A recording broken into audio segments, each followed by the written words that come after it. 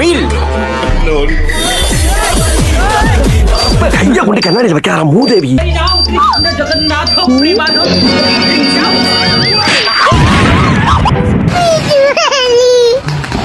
Guys அடுத்து என்ன வழியா அடிக்க போற?